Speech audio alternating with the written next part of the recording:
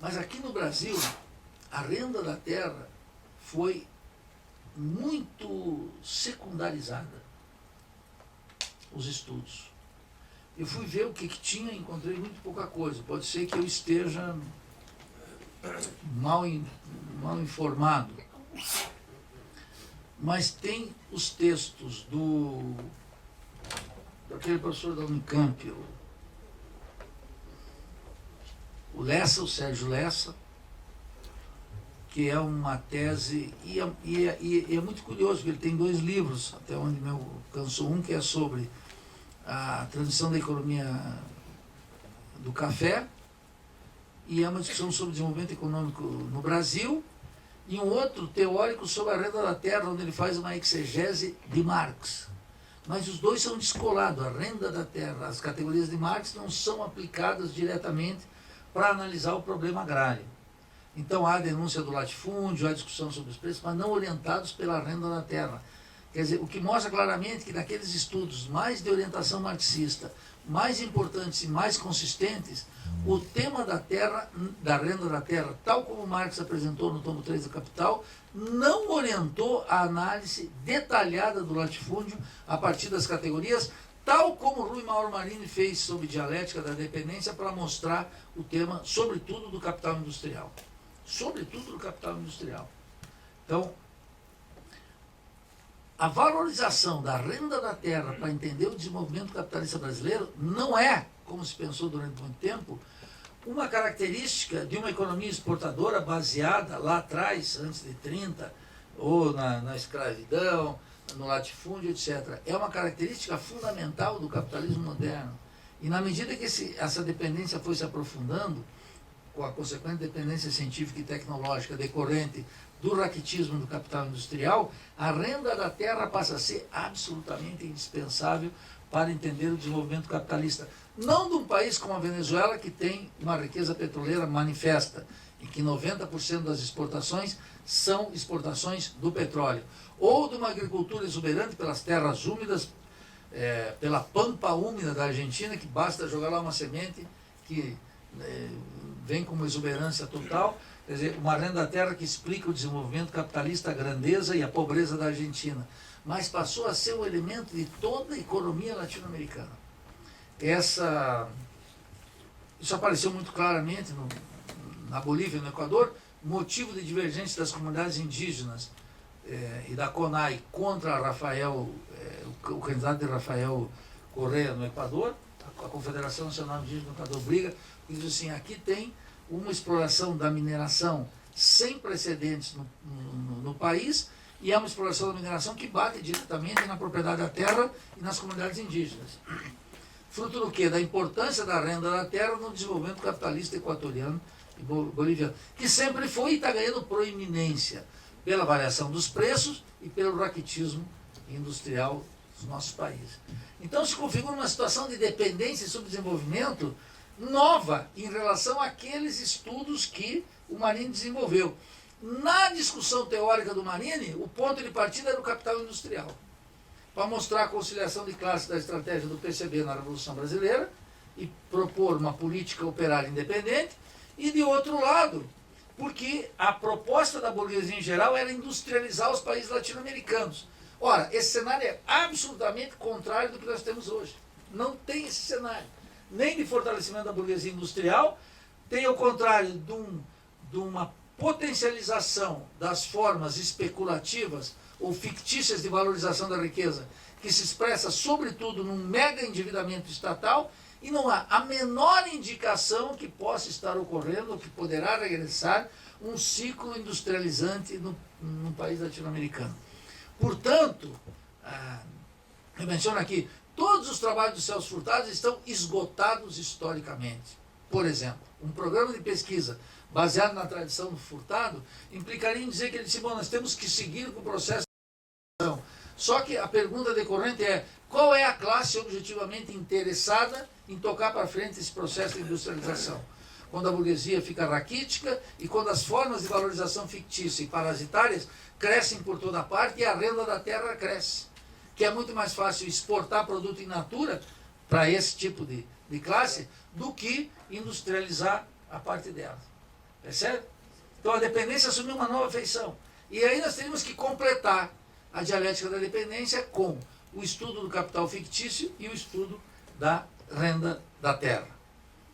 Vem esse tema aí. Bom, se isso é assim, e eu estou convencido que isso é assim, coloca-se um problema fundamental, que eu quero fazer uma reflexão, colocar aqui algumas hipóteses, que nós temos discutido na estratégia da Revolução Brasileira a importância do nacionalismo como força revolucionária.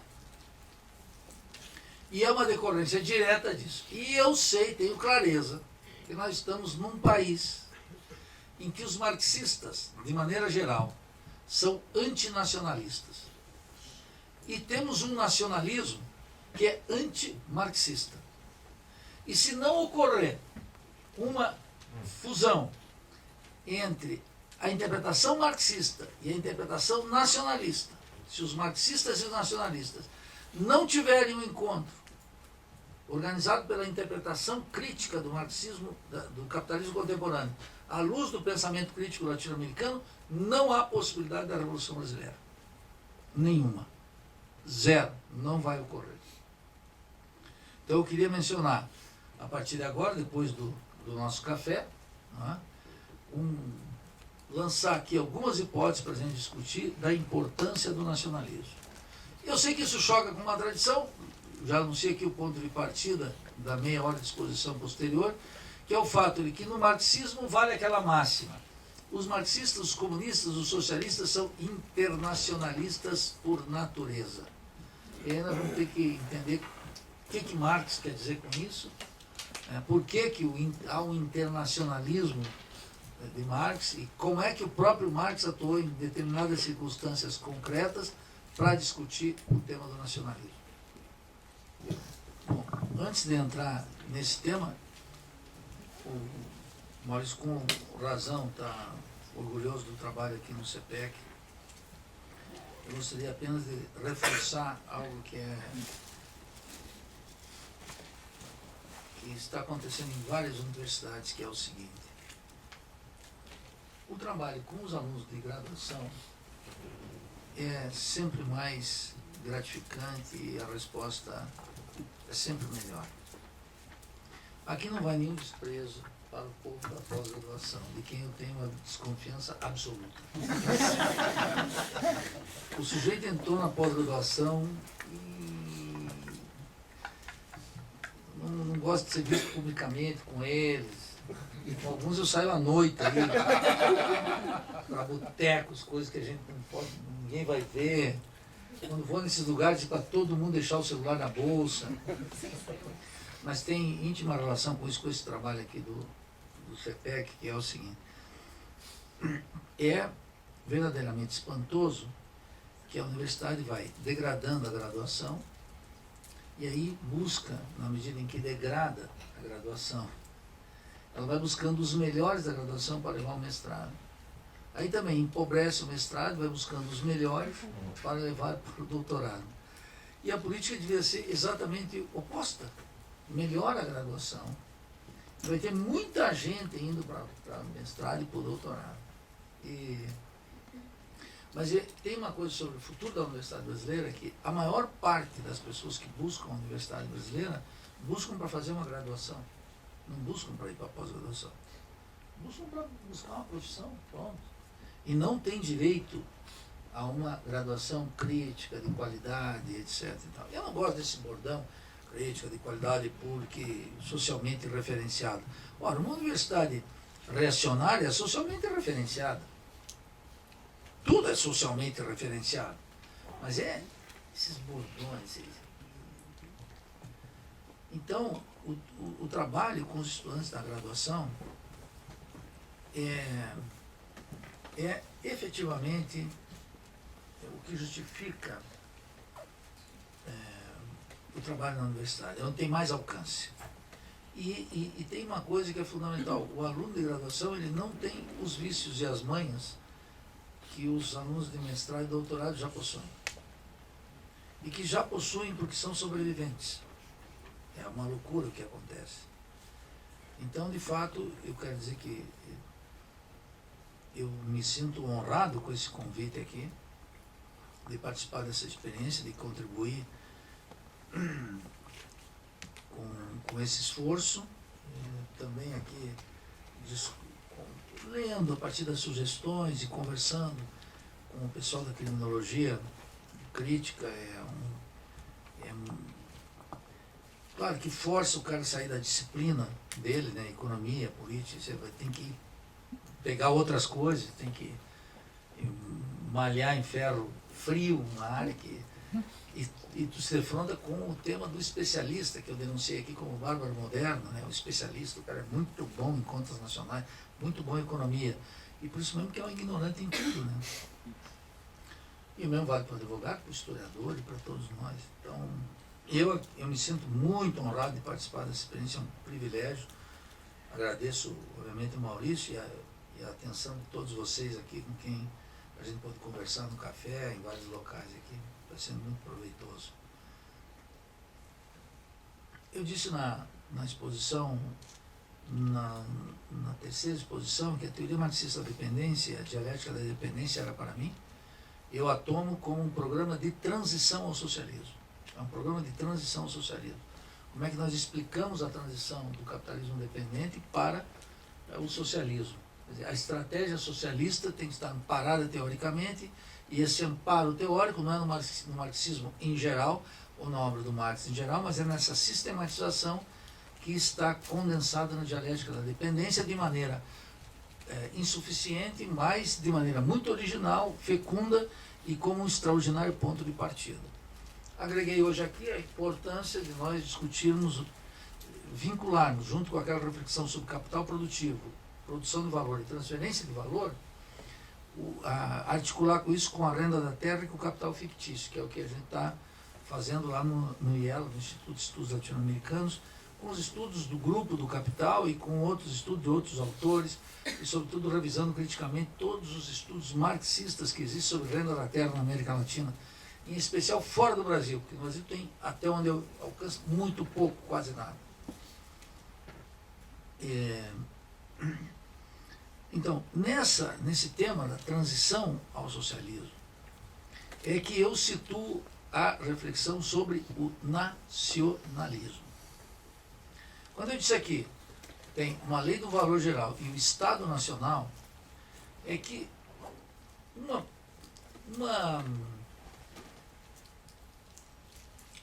promessa, nós vamos inverter isso.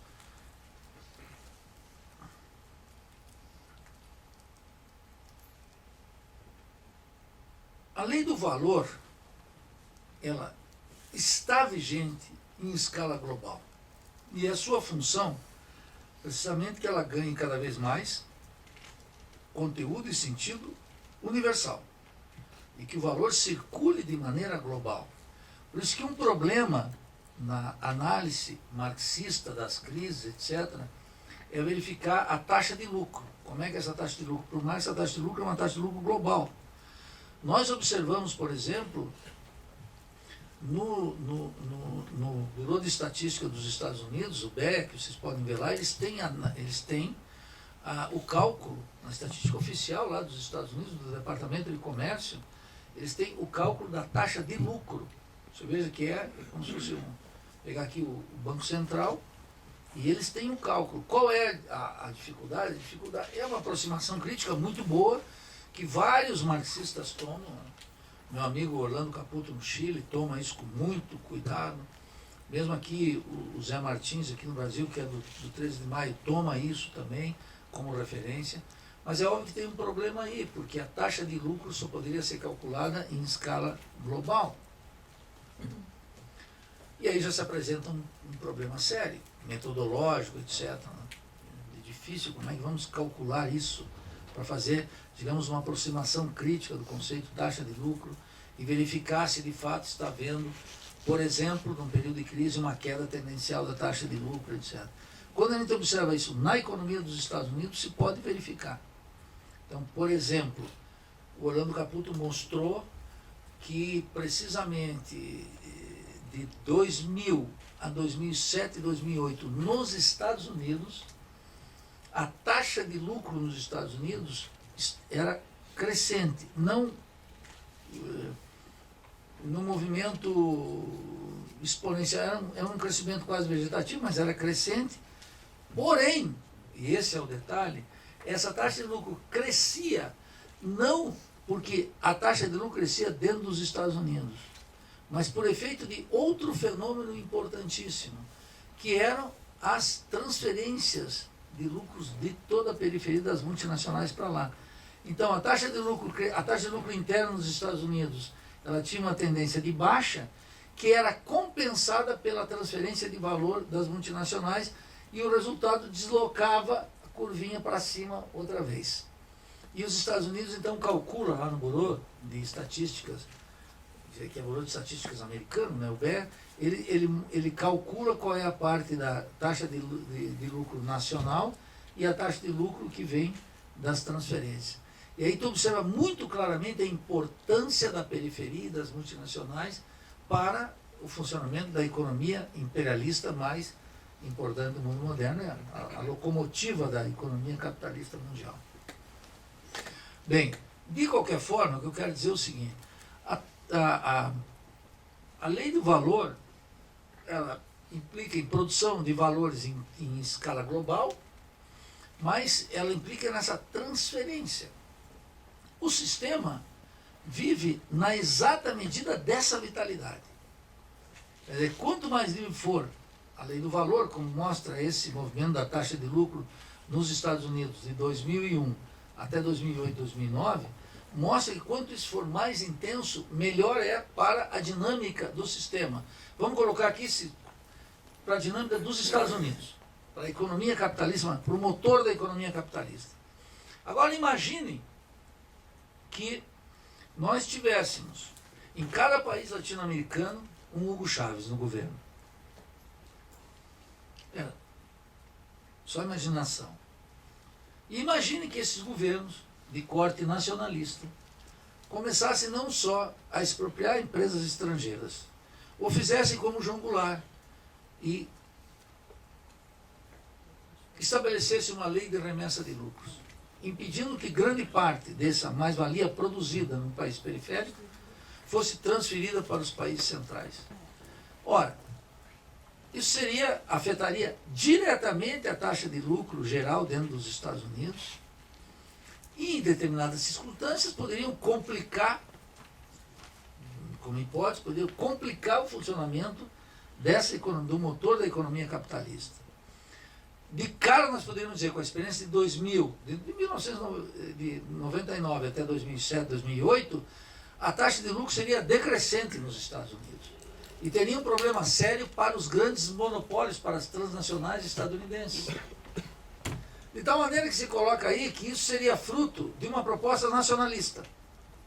Os países da periferia, vamos pensar uma coisa mais concreta do que um Hugo Chávez em cada país latino-americano.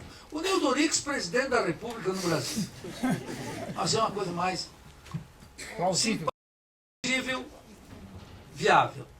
Então vamos determinar imediatamente que as multinacionais, nos próximos 4 anos, não poderão transferir lucros e dividendos para fora. Não tem como. Não pode ter remessa de lucro. Podem reinvestir aqui. Bom, essa medida de corte nacionalista afeta direta. É claro que esse investimento aqui poderia assumir, por exemplo, aumentaria a taxa de investimento das empresas transnacionais. Ou nós poderíamos, como recomendaria a minha orientação bolivariana, aumentar a taxa de imposto sobre o lucro auferido aqui, arrecadar impostos para o Estado e criar uma política para substituir importações. Chamar uns capitalistas aí, o Thiago não vai mais ser doutor em Direito, vai virar um capitalista, vem para cá, tu vai fazer, imprimir livros de criminologia crítica para vender a cântaros, todos eles, a primeira parte, toda uma parte de obra de Marx, a segunda parte, vai fazer um livro neutro, assim. Bom, Então, claro, o Estado estaria criando um capitalista. Mas estaria complicando, ao mesmo tempo, o funcionamento global do sistema. Então veja que nessas circunstâncias, uma política nacionalista afeta uma regra de ouro do sistema, que é a vigência global da lei do valor. E a necessidade que o sistema tem de extrair um valor permanente da periferia para o centro. O nacionalismo, nesse sentido, afetando um mecanismo decisivo do capitalismo em escala global, ainda que possa estar criando um capitalista na periferia, ainda que possa estar substituindo importações, então não vamos mais produzir a parte elétrica dos automóveis, etc. Vamos produzir aqui, não vamos importar, e os aviões da Embraer vão começar a fazer, o motor nós vamos produzir aqui, etc. E vai dar lucro capitalista aqui, ele complica o sistema em escala global. E é por essa razão, não tem nada que ver com o comunismo internacional, nada, que todo aquele debate sobre algo que é uma expressão que eu nunca usei, mas meu amigo Valdir Rampinelli lá usa, que no período da Guerra Fria, eu digo, bom, no período imperialista, mas o pessoal, sobretudo de relações internacionais, usa a expressão Guerra Fria, etc., de bem, a ação dos países imperialistas aqui, eu digo, bom, veja o caso cubano, acabou a Guerra Fria e a hostilidade do imperialismo estadunidense para a Revolução Cubana segue igual. E os cubanos não estão exportando a guerrilha nem a revolução, ao contrário. Os cubanos agora deram uma demonstração cabal disso, organizando lá em Havana o acordo entre o Estado cubano e as Farc como força beligerante reconhecida pelo Estado, para um acordo de desmobilização da luta armada na Colômbia, que é uma tragédia, com aquele terrorismo de Estado e tudo mais. Nesses termos, uma política nacionalista, que foi aquela vigente nos anos 60, por exemplo, do João Goulart, era uma força, chamemos assim, utilizando uma expressão de Wallenstein, que é uma força antissistêmica. Um governo nacionalista adquire uma força antissistêmica. E o governo dos Estados Unidos, o que fez? Na verdade, atacou todos esses governos que faziam reformas nacionalistas como uma ameaça comunista. Então todo mundo pegava isso como se fosse uma ameaça comunista. Mas isso tinha uma função, segundo minha compreensão absolutamente ideológica, de atribuir ao comunismo um poder que é, na verdade, das forças nacionalistas e das reformas que estão sendo colocadas aqui.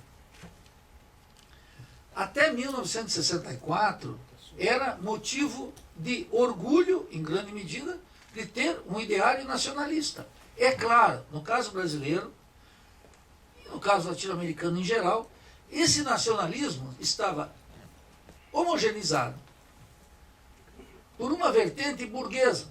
E nós poderíamos então caracterizar, esse é o nacionalismo de extração burguesa. Mas é claro que esse nacionalismo conviveu durante muito tempo com o seu adversário no meio do movimento operário das forças nacionalistas, que era o nacionalismo revolucionário, que eu não canso de divulgar e de reivindicar. Tem um nacionalismo de expressão revolucionária. No terreno teórico, bateria o seguinte: essa é uma força nacionalista que luta contra a vigência da lei do valor. E na medida que o Estado pode se apropriar desse excedente produzido aqui, e mantê-lo no interior da nação, e não seja apropriado por empresas de corte capitalista, ele pode adquirir ainda uma vitalidade muito mais importante. Ainda que eu tenha clareza que esse Estado que se apropria desse excedente produzido aqui é um Estado de natureza capitalista e que, portanto, não está assegurado nada a princípio. Por isso que o imperialismo permitiu durante um tempo, embora não estivesse contente, eu disse isso, que o setor petroleiro, que era privado, passasse a ser um setor de controle estatal. Era melhor que fosse diretamente explorado por empresas estrangeiras. Mas se for explorado pelo Estado, e o Estado tiver que pagar dívidas, tiver que importar equipamentos, etc., esse excedente petroleiro é usado e migra para lá. Não, a forma estatal não necessariamente garante a apropriação desse excedente. Porque aí nos defrontamos com o fato de que o Estado é um Estado de classe. Percebe? E no sistema capitalista é assim. E nos países latino-americanos foi assim. Foi o caso, por exemplo, do México, como país petroleiro, e foi o caso da Venezuela, como os dois principais países petroleiros da América Latina. A Colômbia tem petróleo, o Equador tem petróleo, agora o Brasil tem petróleo, e vai se tornar um país exportador de petróleo, etc. e tal. Mas os dois casos fundamentais é quando o petróleo foi estatizado e se tornou uma riqueza estatal, o imperialismo tinha formas concretas de extrair esse excedente. Mas já é mais complicado, porque aí precisa derrubar o governo, esse governo tem capacidade de mobilização. Então, o que era, por exemplo, absolutamente incômodo, inaceitável para o imperialismo no caso da Venezuela? Que já estão me informando aí, voltou as manchetes hoje, né? Tem coisa que acontece na Venezuela que é extraordinário. O que acontece? Agora me perdi aqui. Não, o que acontece na Venezuela é o seguinte, que esse excedente petroleiro gigantesco, o que o Chávez fez? O que era inaceitável? Recordei. É inaceitável que o Chávez mostrou pela primeira vez esse excedente petroleiro caiu na mesa do venezuelano. E o excedente petroleiro verteu para as classes populares sobre a forma mais odiosa, o caminho mais odioso para um liberal puro, para um capitalista, que foi a forma de subsídio. Por que o liberalismo de direita odeia o subsídio? Porque é muito difícil de tirar. Vou dar só um exemplo aqui para nós, dessa miséria que foi o Bolsa Família. Eu não sei se vocês lembram que, eu acho que há 2 anos, teve um problema com o pagamento do Bolsa Família pela Caixa Econômica Federal nos estados do Nordeste, eu acho que era Pernambuco. E quando aquilo não pingou o dinheiro no dia, eram milhares de pessoas que se mobilizaram na frente das agências, com o temor de que não seria pago, ou por que não caiu, porque a necessidade imprime, o cara tem que cair naquele dia, é fundamental, porque ele precisa comer, ele precisa pagar as contas, precisa, aquilo é decisivo, aquilo é uma lei dos pobres, é uma questão de vida ou morte. Aquilo deu uma mobilização popular, que eu olhava aquilo e dizia assim, olha a força do subsídio. Por isso que os liberais não querem. Imagine o seguinte, dá subsídio que vem do petróleo para o transporte coletivo. Subsidia o transporte coletivo, como a Argentina. Durante o governo Kirchner, o transporte coletivo era subsidiado. Chega um Macri e diz assim, bom, tem que tirar esse subsídio. Como é que, diríamos lá em Joaçaba, como é que vai tirar isso desse supetão? Como é que vai tirar isso? Se tirar isso desse supetão, cai o mundo. Porque a massa, imaginem, o sujeito está pagando R$ 2,50 e no outro dia R$ 3,50. Cai a casa. É quebradeira total, movimento total, etc. Por isso que os liberais odeiam o subsídio. Eles odeiam mais o subsídio do que o imposto. Ó, por razões óbvias, não é? E, inclusive porque eles não pagam imposto. Quem paga imposto é a massa. Nós pagamos imposto. Os capitalistas não pagam imposto, esses cretinos. Eu não gosto dele porque eles são proprietários, mas também porque é toda a miséria do burguês, é uma desgraça. E claro, e aí eles contratam os advogados, não que eu queira falar mal, contratam os advogados e fazem aqueles escritórios. O direito tributário é uma área suculenta nas faculdades de direito. Não é a criminologia clínica, é o direito tributário. E dali saem grandes patrimônios e qualquer causa é uma causa razoavelmente volumosa. Basta ver a litigação lá no CARF, por exemplo, né?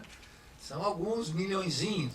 A primeira estimativa da Polícia Federal é 19 bi. Então é uma coisinha assim razoável. Mas o que acontece aqui? Esse excedente chega na mão do povo. O Chávez foi odiado, porque esse excedente criado na Venezuela não só não ia totalmente para fora, como era distribuído na mão do povo. Era uma política nacionalista de produção de um excedente aqui, a apropriação desse excedente. Grande parte desse excedente continuou indo para fora. O que matou a Revolução Democrática Bolivariana é uma conta de capitais abertos e o fato de que a riqueza petroleira está indo para fora durante o governo Chávez. Se eu disser o seguinte, vamos pegar aqui a exportação de capitais como um critério de um governo neoliberal, o governo do Hugo Chávez teria que ser tipificado como governo neoliberal. Porque a riqueza petroleira que fica na mão da PDVSA acaba indo para fora pelo sistema bancário privado e pelo sistema bancário estatal, os bancos do governo. Aí tem toda uma discussão para fazer que não dá tempo de dizer aqui, acreditem no que eu estou dizendo. Porque, ademais, eu sou um bolivariano. Não caluniaria o governo assim. Tem que ter uma certa sofisticação para caluniar. Então, eu quero dizer o seguinte, essa política nacionalista, estou dando esse exemplo para dizer o seguinte, essa política nacionalista, ela adquire um caráter antissistêmico. Mas eu diria mais, ela vai adquirindo um caráter anticapitalista. E ela pode adquirir um caráter anticapitalista. Ela pode, via de regra, ela adquire um caráter anti-imperialista, que pode ser mais ou menos estendido.